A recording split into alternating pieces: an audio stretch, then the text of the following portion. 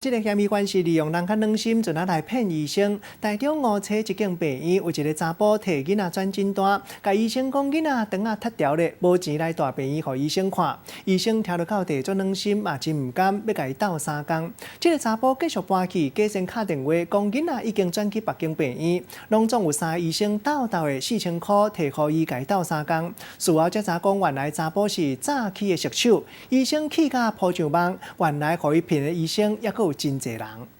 这是我当时在安慰这个焦急的家属。就是伊这个穿乌衫的查甫人，坐伫病院小离急诊的候诊区，病院的人一直甲伊按答，刷落查甫人接到电话，看起来真着急的款，佮行去急诊室的外口，换一个角度来看，这个时阵拢总来4个医生，其中3个人好心摕钱予伊，尾啊佮陪查甫人离开病院，想袂到按头到尾拢是这个查甫人为着要骗钱，咧搬戏予人看。他还带了一张转诊单，下面还有盖医师章，他描述的真的是。太像了，真的可以得奥斯卡。急诊部的魏医师伫人面册铺文，甲3弟目屎的故事写出来，讲这个查甫人超30-40岁，迄天来到离科急诊，着急甲强要哭出来，讲家己的囡仔肠啊烧塌，有脱水分气的情形。诊所的医生诊断爱送去大金病院，结果送到病院，健保卡煞胖见，钱拢爱家己出。尾啊查甫人着一间病院四界去问，总算问到有医生会当斗3工啊，落尾着敲电话互因某，结果对方煞带囡仔转去到上起身的迄间病院，查甫人哭到目屎四淋水，骂讲是安怎唔等伊去遐，因无法度负担。边仔医生看到就唔甘的，叫伊家囡仔留伫遐治疗。3个医生摕4000块出来互查甫人，边仔另外一个医生嘛感动到目屎滴落来，想袂到尾啊才发现，这全部拢是咧骗人的。查甫人是一个诈欺的犯人。我们有医师就有打电话去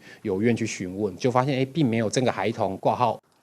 查甫人真够欢喜，利用医师的爱心来骗医药费。伫今年的6月，可能共这个查甫人嘛伫彰化用真烧伤的手法犯案。即马警方会主动介入调查，病院唔拿报警，嘛提醒医疗人员爱注意，避免互这个查甫人骗去。记者综合报道。